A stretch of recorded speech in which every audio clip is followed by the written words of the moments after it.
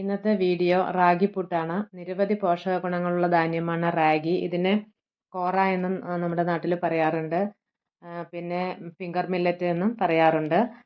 ഇത് പുട്ടുപൊടിയായിട്ട് നമുക്ക് കിട്ടും. കുറച്ച് പരുപരുത്തതാണ്. അതുകൊണ്ട് കുറച്ച് നന്നായി നനച്ച് ഒരു അരമണിക്കൂറിലധികം റെസ്റ്റ് ചെയ്യാൻ വെച്ചാൽ അതിന് സോഫ്റ്റായി കിട്ടുള്ളൂ. ഇപ്പോൾ പരുപരുത്ത പൊടിയാണ്. എന്നിട്ട് നമുക്ക് ഇഷ്ടമുള്ള അത്ര തേങ്ങ ചിരവിയത് ചേർത്ത് ഇതിന് പുട്ടുണ്ടാക്കി കഴിക്കാം. അതേപോലെ കുറുക്കുണ്ടാക്കി കഴിക്കാം, പായസമൊക്കെ ഉണ്ടാക്കി കഴിക്കാം. പിന്നെ ഇതിൻ്റെ ഗുണങ്ങൾ ഒന്നുകൂടെ പറയാം. കാൽസ്യം, ഇരുമ്പ്, നാരുകൾ, അമിനോ ആസിഡുകൾ എന്നിവയുടെ കലവറയാണ്. അസ്ഥികളുടെയും പല്ലിൻ്റെയും ആരോഗ്യത്തിന് നല്ലതാണ്. വിളർച്ച ഇല്ലാതാക്കാനും പ്രമേഹം നിയന്ത്രിക്കാനും രോഗപ്രതിരോധ ശേഷി കൂട്ടാനും ഇതിന് കഴിവുണ്ട്.